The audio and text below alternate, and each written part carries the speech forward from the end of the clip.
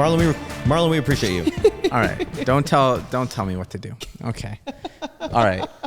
We have on the show today military millionaire David Pere and Alex Felice. Mainly David Pere, the owner, the founder, the head of Military Millionaire, and then Alex Felice. He's the big dog. He's the big dog? He's the personality. He is the personality, but you're the brains. David's the brand. I'm the mouth. Yeah, he's the brand and the brains and the consistency. And then Alex likes to pester and shit talk, which is very valuable. It's very valuable. Yeah. What up, Jay? Thank you very much for having us here in Las Vegas. This is a wonderful, tremendous opportunity, and I'm grateful to be on your show. Thanks for having me. You're welcome, man. You're welcome. So, Military Millionaire, it's to help everybody within the military. Like, when did you start that? The channel itself started in 2018, January to February-ish.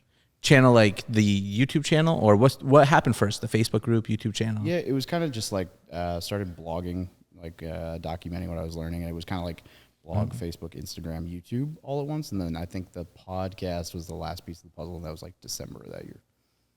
Nice. December 2018? I think that would have been like the first episode was like December. Well, that's right when we met, so it was like really new when we. Yeah, like when I went to FinCon that year, there were like 2 or 3 people who recognized me, and I was like, how the hell does anybody even know who I am? Like, I haven't done anything. Yeah. And yeah, we met there and became friends. And what I want to know is what's the objective? Stockholm syndrome to me. Is the objective to make people more financially secure while they're in the military, or to help them get out of the military? I have no intention of coaching people to get out of the military. I think the military is a great occupation, job, whatever, right? But the decision to stay in or get out is one that I don't think has anything to do with finances. I think in my head, and you know, I don't. Alex has his own opinions on all of this. In my head, I want you to have the ability to make that decision free of finances being the motivator. Okay. Stay in the military if you like the job. Like when people tell me like, should you join the military, or ask me, should you join the military right now out of high school? I think the military is one of the best jobs you can take out of high school. Hands freaking down. However, if you're joining the military because of the benefits, the travel, the college, the pay, all the stuff, healthcare and whatever, you're joining for the wrong reasons. Like, if you want to serve your country, if you want to be a bit part of something bigger than yourself, if you want the travel, the adventure, the camaraderie, the discipline, the personal growth, like all the intangibles that come with joining the military, everything else is a benefit, and it's a great opportunity. If you're joining for the finances, you might hate it for 4 years. Can I add some texture to that? Absolutely. Yeah, so I joined because of the finances. Right, I had nothing going on at home, which is the overwhelming majority of people join the military because they have nothing going on in their life. That's why most people, if you look at the data, overwhelmingly are from small towns, and they're broke, and they have very little skills. So they join the military for a purpose and for sort of a unique life experience, right? And it makes a man out of you, or a woman. It makes a soldier out of you, right? Even if you're kind of unsoldierable, like it tightens people up. But then what happens is, to his point, right? I'm like, you join because of the stability and the money, maybe the benefits, right? But then you realize the benefits are not that good, okay? And the military life is demanding. And then what happens, there's all sorts of culture that goes in this, but there's a very, very common trap of people who get in the military, young kids, and they sort of get some independence, and they get structure in certain parts of their lives, but then in like financial parts of their life, there's no structure at all. So what they do is they buy Mustangs, and they buy Camaros, and they go into debt, and they get credit card debt, and they make bad financial decisions. And because the money is guaranteed, right? They're like, well, I make $1,500 a month. I can get a $500 a month car payment, right? Because housing is basically covered and all this stuff. So they make tremendously bad financial decisions. And so my goal, at least with Military Millionaire, as you know, like piggybacking, it's not my mission, it's David's mission. But what I want to add is not to get people out of the military. It's to get them out of the trap. What happens is they buy so much liability, so many cars, so many bad financial decisions that they have to re-enlist. They have to re-enlist even though they don't love the military. Not to say anything bad, like, you know, not everybody loves it. I got out, but they can't because like I have a $600 car payment and I don't have any marketable skills still. I'm just a soldier. Yeah. So what I try to do is empower people. I try to get them early, So I'm like, look, you can have a great career in the military, but it can be on your terms rather than the $1,200 or $1,500 a month or $2,000 a month they pay you. Just don't make the stupid decisions and spend your whole entire paycheck or more than that. Dude, if we can get people to stop buying Camaros, I'm so sorry, Chevrolet. If we can get soldiers to stop buying Camaros, wild success. And maybe even add to their TSP. Like, that's it. If we can get an 18-year-old to be like, I'm going to put 5% away every month in my TSP and not buy debt, David will have done an extremely good service to the world. You basically achieve like level 1 financial freedom when you join the military. It's like, okay. And I mean, it's not like your financial freedom, like you could join and then be like, I'm good and exit. But like, you're not living on an exotic beach with a Ferrari, but you're okay. 1. Yeah. But like your housing's covered, your food is covered, your health is covered, your like everything's covered. And in most cases, these are kids coming out of high school who do not have debt. So now you got a paycheck and you could put 10, 20% in your 401k and you could use the VA loan and you could do whatever. You could take that paycheck, you could put 20, 30, 40% of your paycheck into an index fund or into whatever. You could set yourself up for success. If you can just stay away from exactly what Alex said, by the time you're done with 4 years or 8 years or whatever, you could be in a wonderful situation if you just avoid some of the traps. If you join the military at 18, and let's say for the first 4 years, when do you re-enlist? Is it 4 years or 6 years? Depends. Yeah, a couple different. Everybody has different terms. Yeah, depends on your, What do you think would be, what would you be happy with someone at the end of their 4 years? For example, like, hey, if this person put 5% of their TSP in that time, or they had one house, if they use their VA one time, have one house, and have this much in their TSP, they're doing good. Like, what would you want to see from them? honestly, if they just avoid most of the bad stuff, I think that's a huge win, right? But I think, I mean, at a bare minimum, with the new blended retirement system, they at least 5% in the thrift savings plan, so they're getting the 5% matching contribution because that's a guaranteed 100% ROI immediately. But I think, yeah, 10 or 20% in their thrift savings plan and the Roth, you know, going into either the CNS fund or the life cycle funds, so it adjusts automatically depending on if they want to do their own research and learn about the funds or not. Because if you're not going to, yes, the life cycle is maybe not the best, like as good of a return. But hey, if you're not going to do the research, then let it be in the one that is going to adjust automatically on you. Mm-hmm. And then have an emergency fund, have some index funds. Yeah, if you are in a spot where you can use the VA loan and house hack, awesome. If you're in the barracks and you're not able to necessarily make that happen, then yeah, focus on the index fund, the emergency fund, basic finances, and just stay out of debt. Build your credit. Set yourself up with a good foundation. Use the tuition assistance and work on a degree, or it doesn't have to be a degree. It doesn't have to be college. Just get yourself some skills, whether that's like copywriting, learning how to use a camera, digital marketing, funnels, like some online skills, something that you can use to go and make money. Mm-hmm. If you can get out of the military at 22 with a little bit of cash, no debt, a little bit of retirement money, and a plan, a halfway decent plan, you're miles ahead of most 22-year-olds, and you're miles and miles ahead of most 22-year-olds who get out of the Army or whatever, the military. Like, it doesn't. We are not trying to make like world-class entrepreneurs in 4 years. What we're trying to do is get people on the straight and narrow, because it's actually very hard to do. I didn't do it. And I was a fuck up. You know what? So for this podcast, we've interviewed so many people who like took off in wholesaling, like, Michael McDonald, like making $2 million a year wholesaling by like year 3 or 4. That's insane. Okay. We've had some real outliers in terms of success, but like, if you take me when I was a casino dealer, 4 years in as a casino dealer, I had one house I was living in, I had one rental, and I had a decent cash position. I had like maybe 20, 30 grand in the bank. And that's good. That's really good. Like, I wasn't, I wasn't hurting for money. If anything, I was too comfortable. But at the same time, you don't become a millionaire right away. It's like pushing a boulder. Or like, when the bodybuilders move those big trucks, the first part is the hardest. And once it gets rolling, it's easy after that to just get people. If people just get started in the right direction, I think that's huge. And you're just pushing people in the right direction and helping them start that process. People don't have to be millionaires. Don't fuck up. Yeah, don't have debt. I think we have a weird sort of culture right now where, especially with the internet, right? Everybody sees outliers, Yeah. Right. And then it's actually, in a way, it can be very discouraging to be like, well, I'm not going to be Alex Hormozy, so then I don't try. I'm not going to be Mr. Beast, so I won't make YouTube. I'm not going to be Grant Cardone, so I'm not going to buy apartment buildings. And like, I'm sort of a fan of saying like, dude, just shoot for the middle. Like, I don't like to crush dreams. I really don't want people to shoot for the middle, but I want them to shoot for the middle first. You can't get here unless you get here. And it's a momentum machine. And I'm like, don't try to be a 10 millionaire. Don't try to be a 100 millionaire. Go try to be a 1 millionaire. Go try to be a 100,000 air. Because you might get some momentum. Like the first 100,000 is the hardest. Because after that, you make $10,000 a year just basically on interest, essentially, right? You're going to earn a 10% return just on the assets you have. 0 to 1.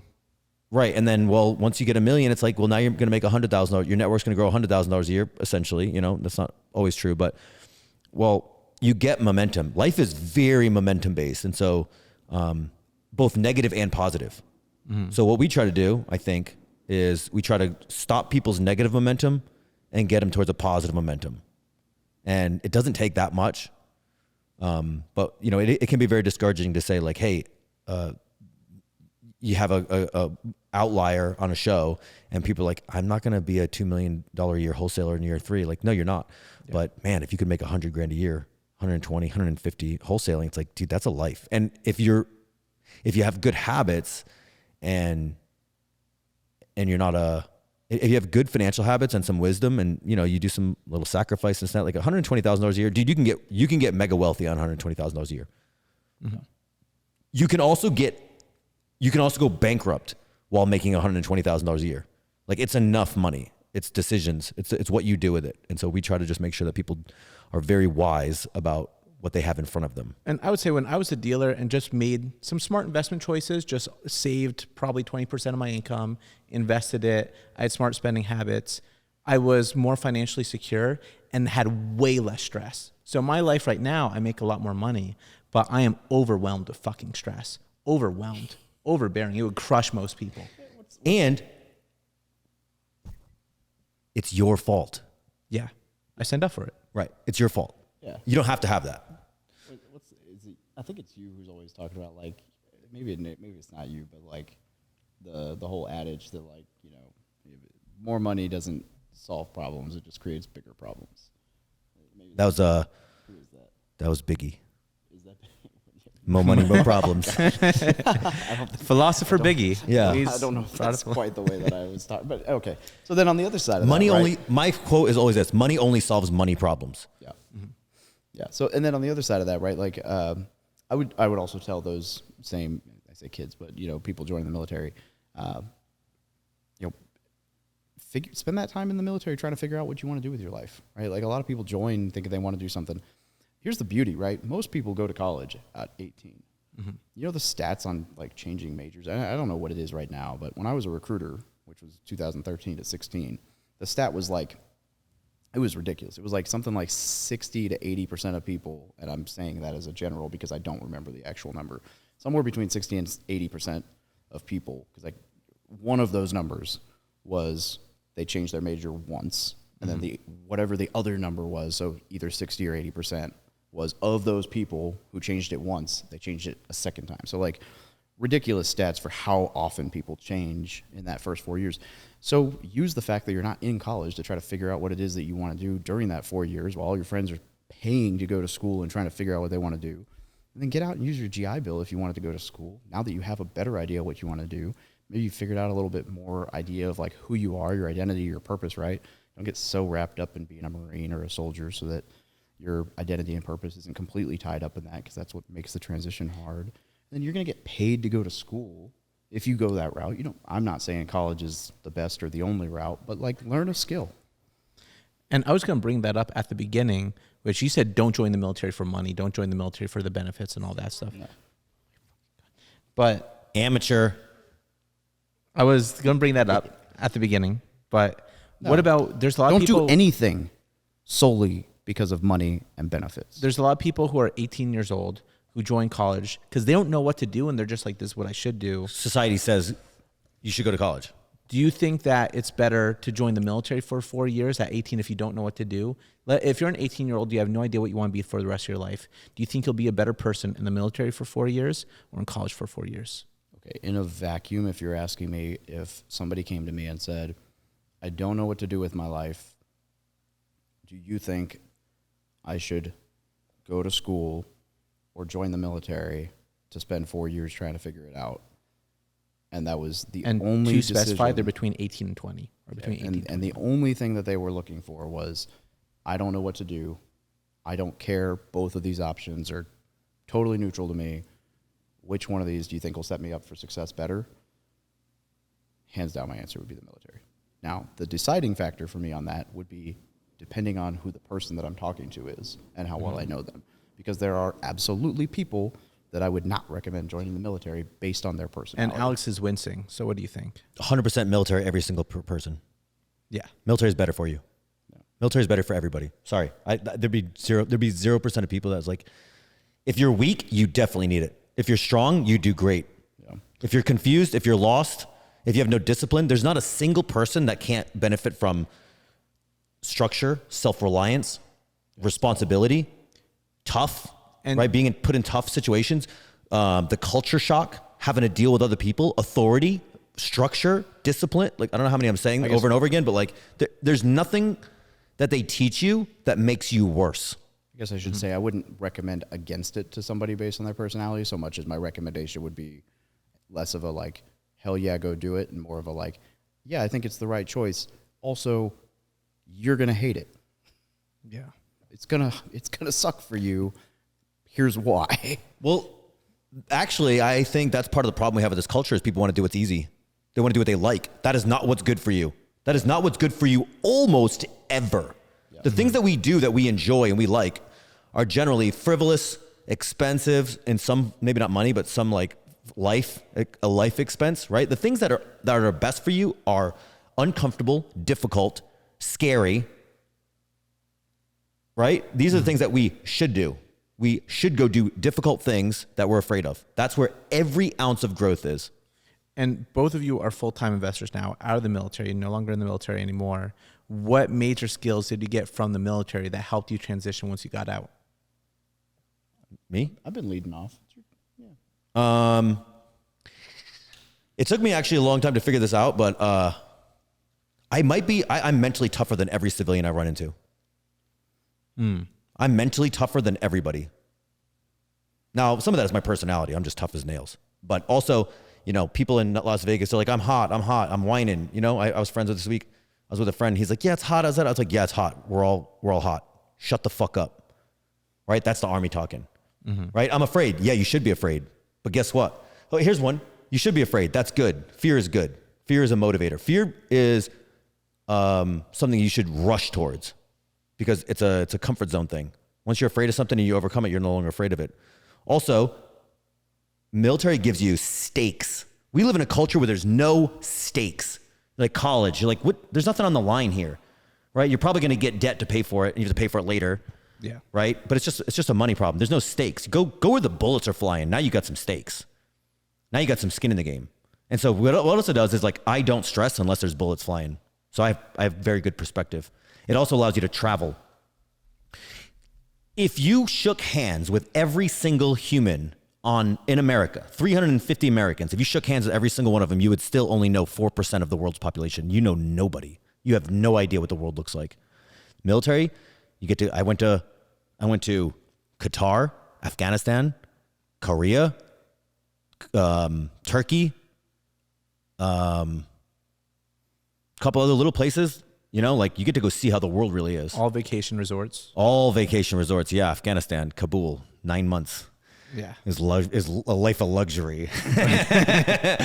But my point is, right, it's very good perspective because then you come back and you're like, do you know how easy you have it in America? You have no real problems. That's incredibly healthy. That is a monstrous advantage when you're dealing with people who are, I'm sorry to say, weak. Right? Because I now have to, we are competing. Everybody's competing. You're competing mentally, you're competing financially, you're competing socially, right? And when you're done with the military, you're a machine, bro. And look, I still make mistakes. I'm not the most disciplined person. I have my flaws. I'm not saying I'm perfect. I'm not a David Goggins, right? But I'm close. But you would have been, or do you think you would have been way less disciplined if you never joined the military? Correct, 100%. Yeah. Yeah, I was an apathetic slacker when I got in, and they were slowing me down by the time I got out. They turned me into a warrior, and I'm thankful for that. The world needs warriors. Yes. Yeah, and I had an ego like a son of a bitch that the Marine Corps put in check, which was very helpful in a lot of ways. To Alex's point, I mean, I lived in Japan for 2 years. I saw Thailand, Guam, Korea, Kyrgyzstan, also the luxurious Afghanistan. I lived in Oahu for 3 years, San Diego, a bunch of places in the U.S. So yeah, travel, culture. But, the answer I usually give people, obviously discipline, grit, all that stuff. But the one that I always it's kind of a joke for me, but I think it's really huge. Like we talk about, consistency, obviously, which is the discipline piece, but the hurry up and wait thing, like the military is notorious for hurry up and wait and like bullshit hours. Like what does hurry up and wait hurry mean? up and wait means, hurry up and wait is like the perfect example in the military is like, hey, everybody, we're going on a hike at 5:30 tomorrow morning. So you need to be at the armory at 3 to get your weapon to make sure you're there in time. Wait, it only takes 30 minutes to get the weapon. We need to make sure you're there ready on time. So then you get your weapon at 3. It takes you 10 minutes to get your weapon.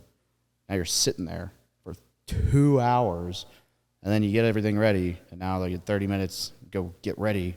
You're just standing there holding everything with your backpack on, waiting for someone to say go to start the hike for another 25 minutes. And then, by the way, we're late by another hour. So it's like you've been sitting around for 4 hours to start the thing that you showed up for, that kind of thing. And then like... That's all the time, by the way. Yeah. That's for everything. And then we've also got like 24-hour duty. So like, hey, not only did you work a full work week, but today you're going to stay in 24-hour posts. So from 7:30 to 7:30, you're on duty. And it might be a sleeping post, but it might not. And like, whatever. You're not getting paid extra. You're on duty for 24 hours. Have fun. So like, you get in this point of this frame of mind where like that's kind of normal, right? Like that stuff happens. And it's not the end of the world. And so I think that sets service members up uniquely for entrepreneurship or building a business, because anytime you launch anything, right, that first year you get stuck in this, the thing that crushes most small businesses in that first year, there's all kinds of things that can actually crush it. But what I think crushes most of them is that in that first year you hit what I jokingly call the BMW phase, below minimum wage, where you don't make shit. And then you tap out because you're like, this isn't working. I can't stay consistent. I'm not making anything. I'm not seeing any, whatever. Why would I keep working on this? Whatever. It takes all sense of entitlement out of you. You deserve nothing. And they make you learn how to live like you are. It takes all the entitlement away. So for that first Very year, useful. while I'm like working on Military Millionaire and I'm putting all this stuff out to the world and didn't have any idea it was ever going to become anything, but I'm just recording away and doing all this stuff and I'm making no money. In fact, I'm paying to build stuff. Like, I'm working all these hours for nothing, but at least I'm doing it for me. The people who I see who fail often in entrepreneurship are the people who start and they instantly think that they deserve something. Yeah. They Entitlement. instantly think that they deserve an income. There's a task in the military, in the Army at least, where especially when you're real low rank, you have to show up and you have to rake the dirt. I sweep in parking lots, yeah. Yeah. Sweeping parking lots, raking the dirt. And what it is they get you to do tasks that are, Is this just to break you? That seems like bullshit. it is. Welcome to the military. Yeah, it is to break you. It is a humbling. The military, in some ways, a lot like religion, is a hierarchy of values, and so you have to reach the values. But you're not going to reach the values. Nobody's perfect, and so what you're going to do is you're going to it's going to take a while. You're going to sit at the bottom of those values, and so what it does is it does break you in a very healthy way, right? And so what they do is they don't do a lot of grass in the military, at least not in Fort Bragg. They had a lot of sand, and so what they would do is they'd give you a rake, like a metal rake, and they want you to rake lines in the sand, right? And that's just duty, right? Or they do, like, I used to have to, we used to have to do the power buffer, like the cleaning of our barracks hallways on a Friday night at 7 p.m. and then they'd come do an inspection. And it's like, you don't get a Friday night. If you're off work, it doesn't matter. The point is to break you, but it's very humbling, and it works because they do it enough. There's not a one-time thing. This is 4 years, right? And so then what happens is you're like, you learn to just shut up and deal, and not in a weak way, in a strong way. You're like, I can shut up and deal. I'm not going to complain. I'm going to do my duty. I'm going to do what has to get done, even when it's not fun. And somebody else will whine, cry, and quit, and I will not quit. So do you think that uniquely positions people for success afterwards? Absolutely. No. Actually, no. Look at the data. The military veterans are not overwhelmingly more successful than civilians. Well, that is my next question is all those things kind of position you for success. I would say being humble, eating crap, being able to do the hard things, being able to do the difficult things without whining. Is there anything, what do you think is the number one challenge to people when it goes to their investing career that, you know, they kind of need to overcome when they start to invest or when they try to make it out? The military does not create entrepreneurs. They create tough people. Sometimes they try, and they do a pretty good job. Not everybody gets out tough. Mm-hmm. David, like, we're probably unique in that way. Like, a lot of people get out and they're, you know, they're not always as tough as they probably would like to be. But it doesn't create entrepreneurs. In fact, it kind of crushes entrepreneurs, and because it doesn't let you think creatively. What it does is it teaches you to work within a structure. So most people stay in because they're like, this is sort of taken care of for me. The entrepreneur is somebody who gets in the military, takes the skills, then gets out and says, I can apply this to my own life rather than have to have it. I don't have to operate within your structure. And I believe that is rare. Now, there are people who get out because they can't take it. And that's a lot. And then there are people who get out because they can do better. And even that is hard, because I'll tell you what, I got out in 2005. I didn't do anything with my life for another 10 years. I still screwed around. Now, I was mentally tough, but it took a while for me to realize that I didn't realize when I got out that how competitive I was. Like how many skills I had that were useful. Does that make sense? So it takes a while to like self-actualize. Did you do jobs in the meantime? Or yeah, I sold cars. I was good at sales. And I would do well because I would work harder than other people. And I would, the car sales emotional roller coaster didn't get me down because I was tough. Other people are like, oh, so many no's. And I'm like, so many no's. Bro, there's a lot of no's in the Army. You know what I mean? Like, it's a lot of negative, you know? So, but it took a while to self-actualize. So the question is, like, do military members make for better entrepreneurs? Sometimes. Yeah. But what specifically do you think would be the challenge? If you could pinpoint it down to you guys talk to so many military people. What do you think is the thing that they kind of need reframing on when they're trying to grasp, like, hey, just invest in these things or save your money or... I think it's just, I think the skills set them up, which was what I was answering yes to, was like the skills are there to set them up, but in that regard, it also sets them up to just be really, really solid employees, which is more of what the military is actually trying to set them up for. That's the thing, is like when you talk about... So they can't lead and do their own thing. Not everybody's a leader. That's a personality thing. Yeah, there's definitely leaders in the military, but, and I think the military tries to breed leadership as best it can and give leadership opportunities, but like the military realistically is a totally socialist type setup. As far as like... It's not a meritocracy. Yeah, it wants you to be an employee. It wants you to stay in the system, right? Like, it's not trying to create this, like, let's spend 4 years teaching you how to leave. Like, it wants you to be as successful as humanly possible within the system. And then if you get out, like, be as successful. In fact, the Marine Corps even says, like, that they want to breed, like, once you leave, the best future civilians, like employees, whatever. Well, that doesn't mean that they're necessarily trying to build business, man. Now, are there a ton of super successful service members? Yeah, Charlie Munger, military vet, Army, I believe. We have a lot of FedEx, Marine Corps vet, the founder of FedEx. Like, there's a lot of really successful prior service members out there that people don't even realize, but it's not highly correlated because you still have a personality. Some people are good at entrepreneurship. Some people are good at ops. Some people are good at leading. Some people are good at following. And all of those people can succeed in the military in different ways. And so it's not a one-on-one. I mean, look at me. I tell you all the benefits of the military. I think anybody who runs into me for a little bit of time can tell that I have, like, if I tell somebody like, yeah, I'm in the Army, like, that makes sense, right? Yeah. I ooze it, but I'm not a wildly good entrepreneur, right? In fact, I'm kind of more of an artist. we've had people on the show to where they wanted to leave the military to do their investing or their business. And when they were leaving, I don't know what you call it, commander, the person above them, or the person who they had to talk to in their exit interview was like, are you sure you're going to make it? Are you sure you have the skills? You know, it's hard out there, right? Are you sure you have anything that you can do that will pay you better than this? And they kind of like gaslit them to the point of where like, you sure you're going to make it out there, bud? Did you guys get any of that when you tried to leave? Did they try to make you doubt it, or? The Army doesn't want good people to leave. Mm-hmm. So there is a culture of and they're not setting you up to get out. They will give you some resources to get out successfully. They don't want you to fail, but they're not pushing you out the door.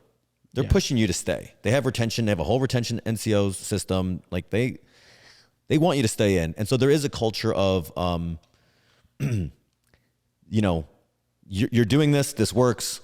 It's the civilian world is harder. 100%.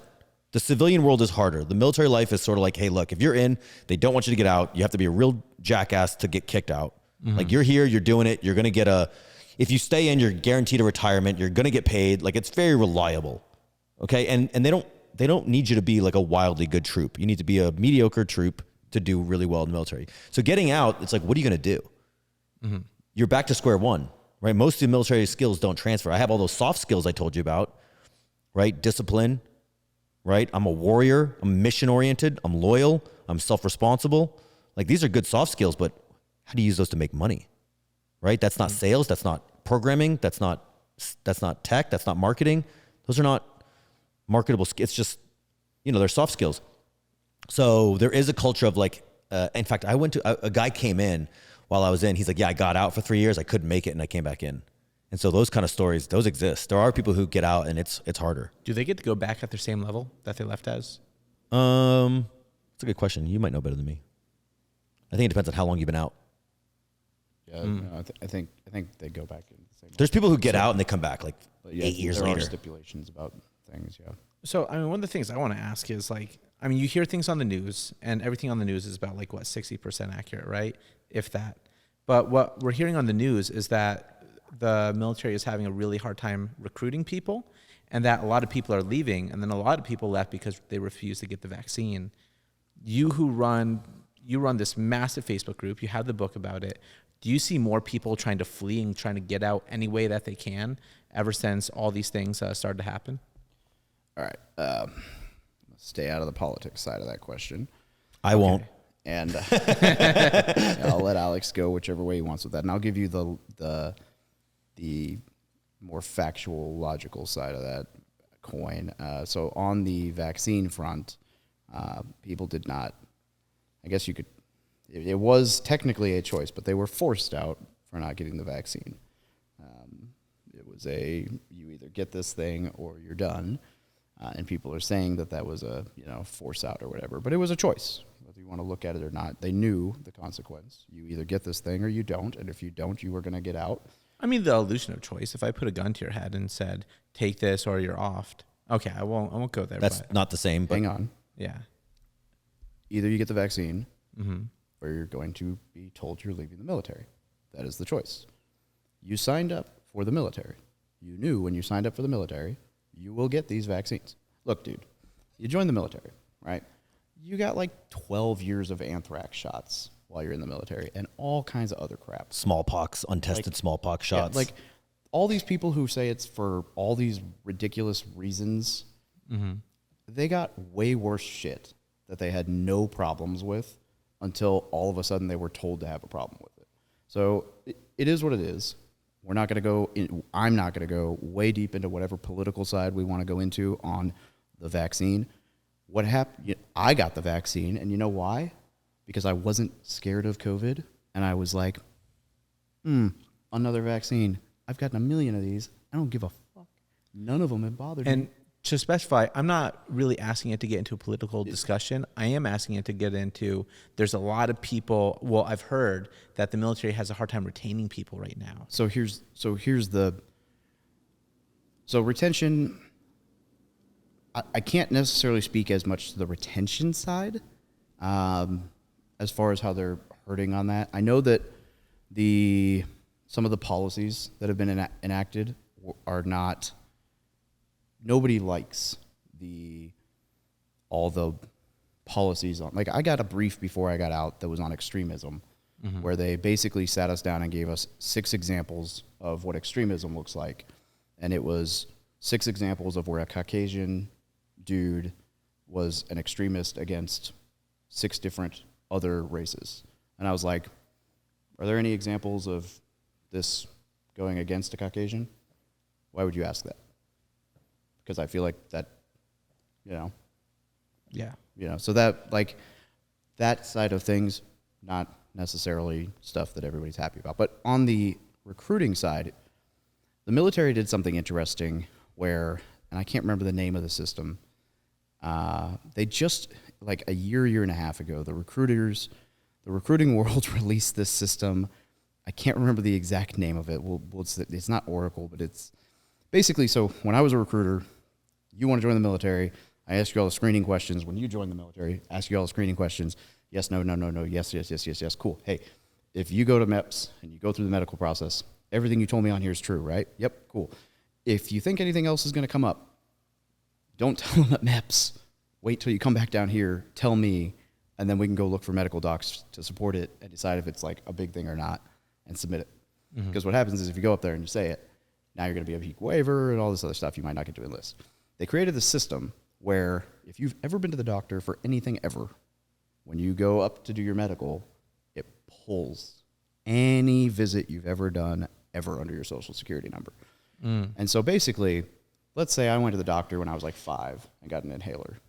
And then I told my recruiter, like, no, I've never used an inhaler. Now I go up to do my medical processing. That system is now like, nope, he used an inhaler and he lied about it. And so all of a sudden the medical process for recruiting became a absolute nightmare, because no longer can you be like, oh, this isn't really a big deal. We probably shouldn't bring this up in your enlistment process. And so all the things that we all got away with when we joined the military, I don't know if you did, but I got away with some. I separated my shoulder while I was in the process of joining, and it healed fine, and then I could still do pull-ups and whatever, and I just didn't say anything and went to boot camp. Now, I wouldn't have been able to join the military. Like, they would have been like, nope, he had a massive shoulder injury. We don't like shoulder injuries. Probably can't join boot camp. Oh. So Yeah, I have a little bit different perspective on this. A little less like, maybe a little less like in the weeds. The U.S. Army, if you've been, David's probably seen other military forces train and how they operate and stuff. And it's pretty obvious when you get around the world a little bit that the United States military is the greatest fighting force that has ever existed. Right? We do it better. yeah, We do it better. Now, we haven't needed that many troops, right? Now, in 2001 to 2007 to 10, right? They went on a wild recruiting campaign because we went to war. We needed bodies, okay? And so when they need bodies, they do 2 things. They lower the requirements, okay? And they give bonuses. Okay, this is a recruiting program. This is an incentive thing.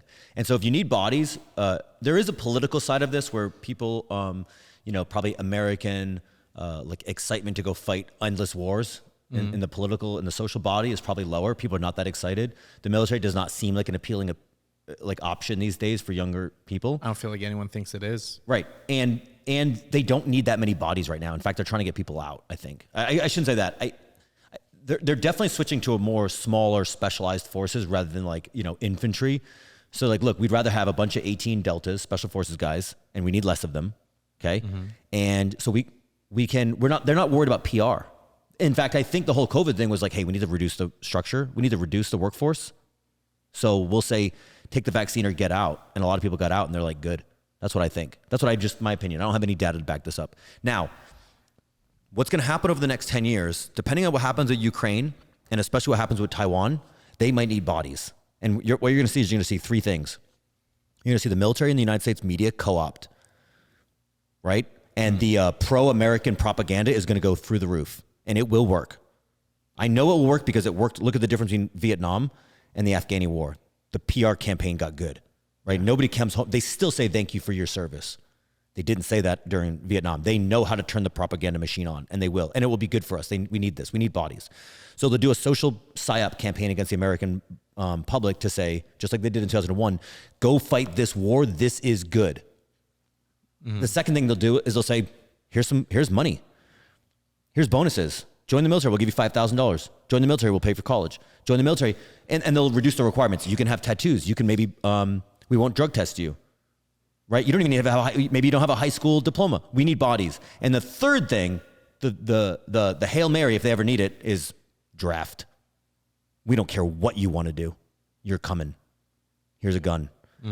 So I think there's a higher level sort of answer when you're like, hey, people don't want to join the military right now. Or, maybe COVID, maybe like, the people are not rallying. I'm like, they don't need that. When they need it, they'll turn their faucet on. And I believe that will work. And it'll work. Yeah, I believe so. Yeah. Right now, they don't need bodies. There's no land wars. And look at Ukraine. Ukraine is a practice, in my opinion. Ukraine is a practice proxy war for the potential of Taiwan. And I don't know what's going to happen with Taiwan right now, but I know what's happened to Ukraine, and they haven't sent any bodies there, or very, very few. Right? They're just sending weapons and money. So when they start needing bodies, they're going to like, okay, we'll turn the propaganda machine on. It'll work. And look, it's very easy to love America, right? We live in a magical land of opportunity, right? We have great values. It's a little bit rocky right now because we have political instability. We have a little bit of economic, I love that you said that, and then that's exactly what I'm thinking of. I love that you said that it's easy to love America. It's what so I easy feel to like love is going on right now is that the lowest amount of people in the history of America love America right now. That's what it feels like to me. maybe in our lifetime, but not in the history of America. Everything that I see around, I mean, not a lot of people are proud to be American compared to 2001 in the middle of 9/11 and stuff like that, to where people were like, I'm proud to be an American. People sang the song. I feel like that depends on where you live and what you watch on TV, though. Yeah. Because like if I'm watching the news, I might agree with you. But if I walk outside Missouri, where I live, I'm like, everybody loves America. Yeah. I think it's relative. I mean, it's easy to say I love America and not do anything about it. It's easy to say I don't like America and not do anything about it. Yeah.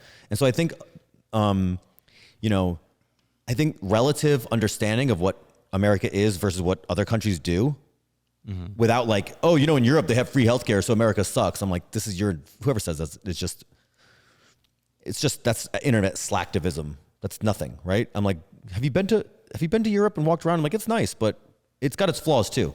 Yep. This is not the difference is not healthcare. The difference is a lot of things. Try buying a house. The mortgages are terrible in Europe compared to here. Right. I mean, and even then, you're saying the other countries. I put it amateur. on silent. You can like turn that on silent. Right? Give me a phone. I did. No. Marlon, this is your responsibility. I thought it was on silent. I think I think what happens is people have been in. We've had a kind of an economic run for 10 years. So people have had money. We've had no real war in 10 years. I mean, the Afghan and Iraq wars have really calmed down over the last 10 years. So we've had no real threats. And so what happens when people have it really easy is they fight each other, right? Yeah. So we've created a lot of problems in our heads about how bad America is because we're looking at other countries that we think might do it 5% better, and we're not looking at the 196 other countries that do it way worse, right? You want to know how good America is? Go to Colombia. Wonderful country. You don't want to, it's not better, right? We do almost everything better. It's lovely there. The people are great. I love Colombia, right? Go work, check out the infrastructure, right? We do it better, right? We have a lot better quality of life. And when things hit the fan, right? And the propaganda machine comes on and people have, when people have a need to fight another body, somebody else, they'll stop fighting themselves. Yes. Right? Like, oh, America sucks. I'm like, yeah. Do you want it to be America or do you want it to be Russia? Do you want to go join the Russian? Do you want to speak Russian? They're like, no, let's go fuck them up. Then we can fight each other again. And we see this in the military. Last thing, we see this in the military. Here's what the military does. They're wonderful at this. Squad versus squad. Squad versus squad, like competing, right? Sports, whatever. Well, then it's platoon versus platoon. Then it's company versus company stuff. Okay? Right? Runs. Like who can get the best run time? Who can drills or color guard. Like we have competitions. Soldier of the company, soldier of the quarter for the company, soldier of the quarter, soldier of the battalion for the quarter. So you compete within each other. Well, then you do Army versus Navy. Then you do Army versus Air Force. We do all that stuff. But when the shit really hits the fan, all the branches talk all the smack. Right. Everybody competes internally. We practice on each other. Right? Because we don't want to fight each other, right? It feels like that sometimes. And this is what America's doing right now. We're fighting each other. And it's like we're getting real good at being mad at humans. We're just pointing at the wrong humans. But when the time comes, right, Americans are going to really look and they're really going to understand, do you want to live in America or do you want to live in the CCP? The answer is unequivocally America. And people will figure that out and they'll be like, well, you're imperfect. You're an imperfect friend, but you're still my ally. Let's go fuck them up. And the recruiting dynamic will change, just like it did in 2001. In 2001, it was like George Bush's approval rating was like 30%, and then 9/11 happened and his approval rating went to 70%. Because he's like, now we have a common enemy. Let's go fuck these guys up. Mm-hmm. And people joined in droves. Interesting. Do you see on your Facebook group when you run it, is there like just the inside jokes between Army versus Navy, Marines versus Air Force? Crayon eaters. We talk shit all the time. You signed 2 books in crayon. Only 2. And did you eat the crayon after? 1 of 2 and 2 of 2, so that I will never do another one. Why didn't you join the military? I guess, I was expelled from high school, but I just started getting into restaurants, and I was just a waiter working 70 hours a week at 2 different restaurants, and then just got into casinos. I think I was just, maybe I didn't need to. Did you consider it? Did you ever consider it? No, because I don't want anyone to tell me what to do. Very common answer. Yeah. Yeah. Do you think that I look at your life now, do you think you'd be better off if somebody was telling you what to do? I think that if I maybe went to a military school and I had more discipline younger, I didn't have a lot of discipline younger. You don't have any now. Correct. I think if there was something that gave me more discipline, that would be good. That's what somebody telling you what to do. That's what that is. Sorry to tell you. Yeah. I'm just maybe for things to be just harder. If I had, like, school wasn't very challenging for me, so I put 0 effort into it. Sure. I passed because I can ace any test, but I didn't do any homework. We're the same. Right? So we're the same. We're the exact same. Same. Like 1.7 GPA because I would get 90s and 100s on tests because I can remember everything you tell me. But then I will put 0 effort because I just don't give a fuck. Yeah. Right? Same. And I have my own discipline, clearly, because I'm so good at most everything. But when it comes to filing things or cleaning things up, or there's certain discipline that I lack. If I was at a military school or a school that actually got the best out of me, if I was in a school that was more challenging, I think it would have been way better for me. But I don't think that necessarily the military would be the right choice. But maybe. Yeah. It's an interesting dynamic because they don't recruit 30-year-olds. Yeah. Right. They recruit young guys who are sort of need some purpose, and it works. But it is you have one small window in your life to do it. And it's a very big commitment. It is an all-in commitment. You do not half in, half out. You leave home and you go and you're not coming back for 4 years, and you cannot get out easily. And speaking of propaganda, like my family kind of looked at, if you're in the military, you're probably stupid. And they didn't look at it as a very prestigious option. You know, it's not like we looked at soldiers like, wow, this person fought for freedom. A lot of people in my family, I'm ashamed to say it, but they looked at a soldier like this guy was probably too dumb to go to college. And that's not right. But that was the stereotype. You know, you don't look at a soldier and like, wow, that's a distinguished gentleman. When did you turn 18? Ironic, considering that now all the kids who went to college are like, I can't figure out how to pay. I can't figure out how to pay for it yet. Please help me. And I'm like, oh, what if you'd gone to the military? Well, now if you go to college, you're just an idiot because overpriced.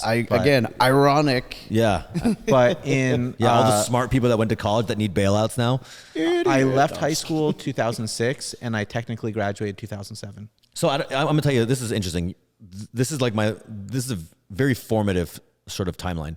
I graduated high school in July of 2001. I turned 18 in August of 2001. In September of 2001, the Twin Towers went down. In October of 2001, I was gone. Interesting. So I was like at that moment where people are outside rallying. Had you decided to join before, or did you decide I was to join tinkering around with it. And then I remember September 11th, my mom called. She's like, this is going to change everything. And I was like, no, it's not. It's just a thing. It's just the news for the day. It's not going to change anything. And she's like, this is going to change everything. You need to call that recruiter. They're going to need you. Wow. Yeah. And David, you're the same age as me. So why did you join? Did you join right at 18 or did you wait a bit? I tried to join when I was 17. My parents would not sign. I met a recruiter. So I was homeschooled all except for my junior one semester. Oh my God, year. everything makes sense now. Yep. Yeah, it's all coming together. All except for one semester junior year. And I went to play. I was going to do junior and senior year, but the school was terrible. And so I wanted to play football, but I went that semester. I played baseball. I was like, this school sucks. I didn't anyway. So I met a recruiter during that semester though, and then I left, went back to homeschool and whatever. And I met a recruiter during that semester, and my parents wouldn't sign the papers. They were like, nope, you can sign when you're 18, whatever. They then drove me to like every college in the state of Arkansas, trying to convince me to go to all the schools and whatever. So on my 18th birthday, I walked in the recruiter's office, signed everything, and didn't say anything, and then was like, I'm going to MEPS tomorrow. And they were like, oh. And then so I went to MEPS, did all my stuff, came back and was like, yeah, hey, I think I was supposed to ship in like January. And they called me at one point. They were like, hey, we can get you out August 18th. It's like, sweet. I joined, didn't really enjoy school, same reasons you did, challenge, whatever, wasn't there. Didn't have money for school because I didn't have scholarships because my grades weren't there. Me neither. And didn't come from, money. Didn't have any idea what the heck I wanted to study, so none of that made sense. And I grew up in Little Rock, Arkansas. I wanted to see the world. Little Rock wasn't it. I mean, I like Little Rock a lot, actually, now that I've seen the world, but I wanted to see the world. So what better way to see the world when you don't have money and you don't know what to study for school than the military? And now that we're talking about this, like no one in my family was in the military until you go back to like World War II days, I was right? the first. There was none. So you were the first. Was there anyone in your immediate family who went? My granddad was born Ashkenazi Jewish in Hungary, got captured by the Nazis, got sent to a work camp, escaped, came to America, joined the army, went to Germany. Mm-hmm. So I had that. That was like, and everybody, he had a very positive military experience. It wasn't like, hey, we're going to carry this tradition on. It was more like, hey, it did wonders for granddad. Yeah. And he had that, that interesting story. And then my uncle on my dad's side was a reservist in the Marines. And I want to say he did some time in Vietnam. But no, it wasn't like we were not a pro-military family. We were... And everybody who served in Vietnam typically had a very negative, extremely negative experience. Yeah, it's interesting. Everybody in the military for the last, in the Afghani and Iraq wars, we had a very... It was a very different kind of war. It's way... Even though it was for a long time... Like the amount of the death count is incredibly low. The question I'm really asking is was there a level of respect for the army and military in your family? Yeah, we like America. My family likes America, Jay. Yeah. My family, there just wasn't. Yeah, that's just a small dig, but like, yeah, my parents said like, look, this is, college. If you want to go to college, you can go to college. Like, if you want to join the military, they're going to need bodies. And this is not like a holy thing that you have to do, like some ordained holy thing, but this, there is honor in going to the military. There is honor in that. And I believe that actually, even though not everybody has the same experience. And like, you can say, you fought for your country. And I'm like, dude, we invaded 2 innocent countries. I'm not that proud, I'm sorry to say, of the military foreign policy. But at the same time, the Army did tremendously good for me. And I do believe on whole in American values and that it's a net good for planet Earth.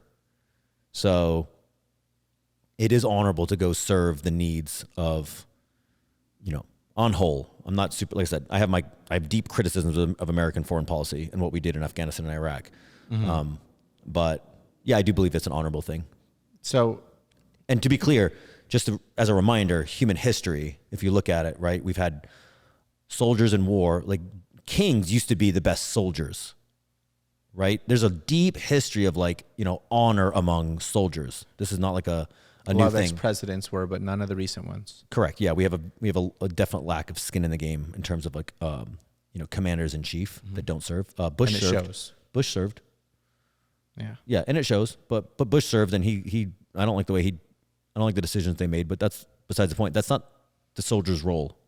The soldier's role is to serve hopefully the greater good, not the president's wishes. That's not how it feels or what I was doing in my opinion. And the next thing I kind of to move forward. So Military Millionaire Facebook group is at like 60,000 people.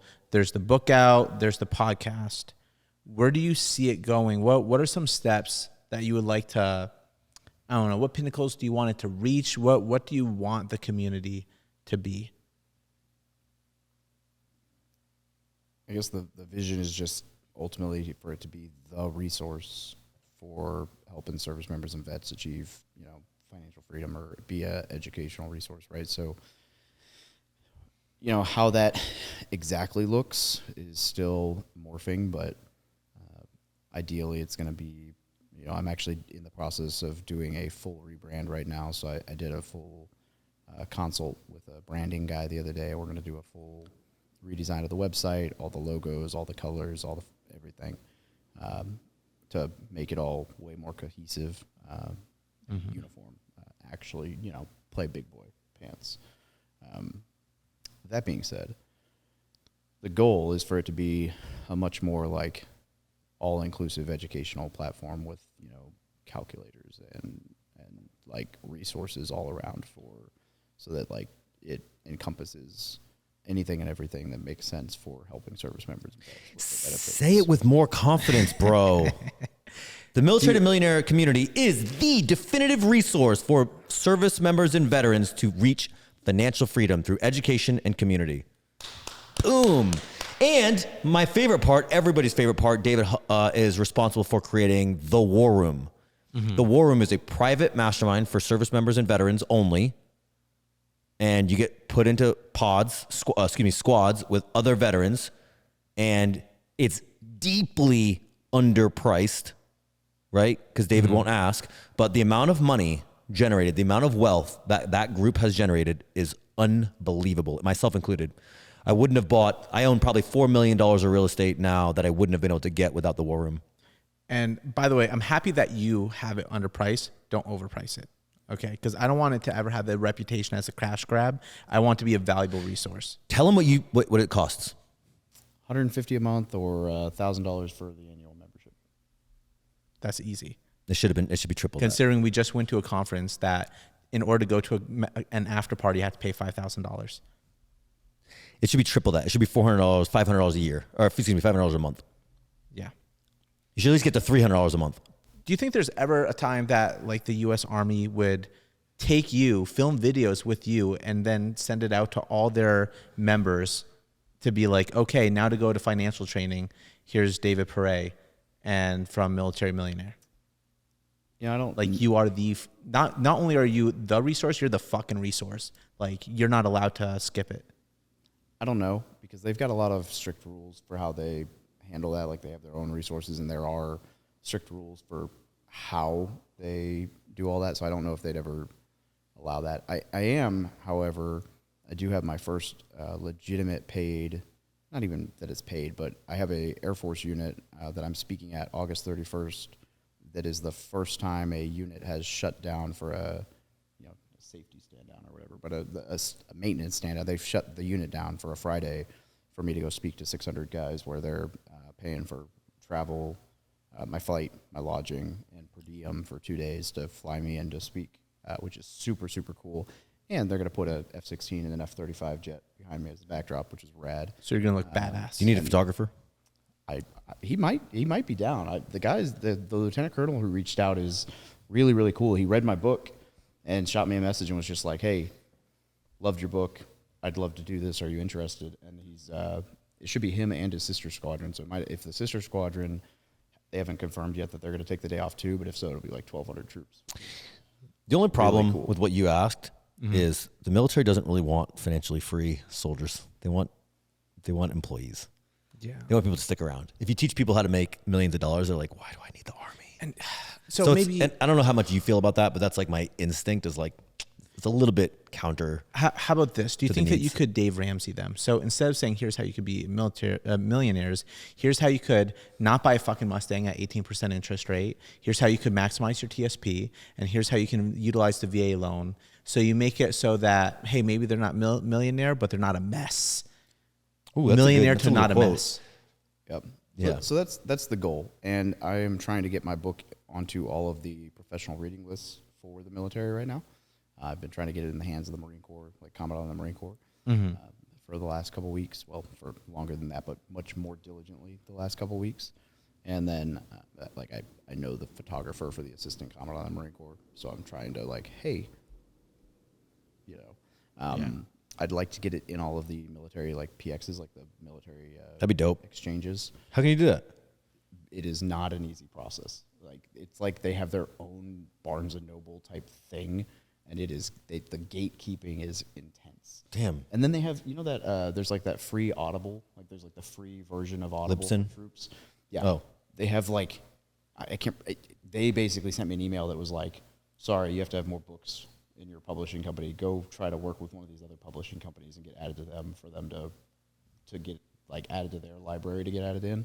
Wow. So I'm trying to work through them to get added. It's a thing. all of these things are a whole thing. The military is very inefficient, and Yeah. it's yeah.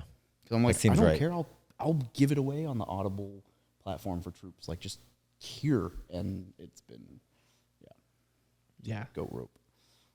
Interesting.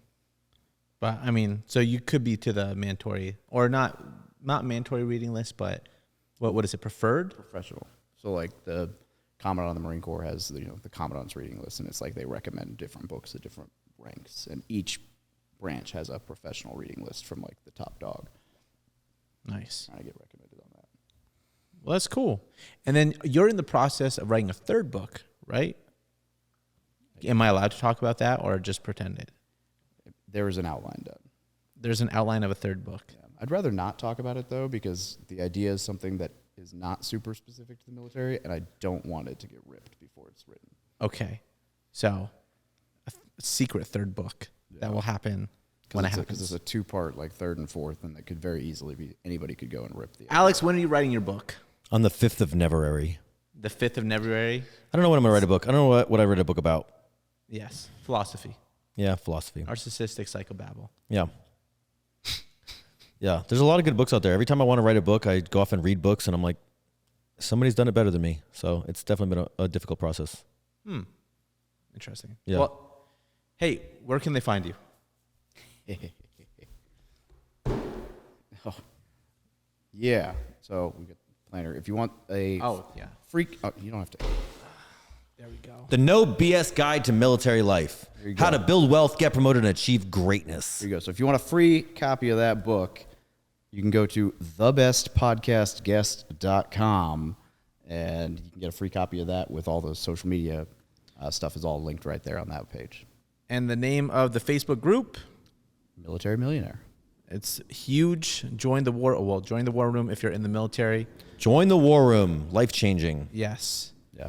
Andrew Tate ripped you off. It's a shame. I know I need to pay $50,000 in a box of chocolates to fly to Romania and call him out on it. Yes. Mr. B style or meet Kevin style. That's right. And then Alex Felice, where can they find you? Oh my God. Instagram? Instagram? Cool. Yeah. What is it? Alex Scott Felice? Alex Scott Felice. Yeah. All right. Military Millionaire. Hoorah.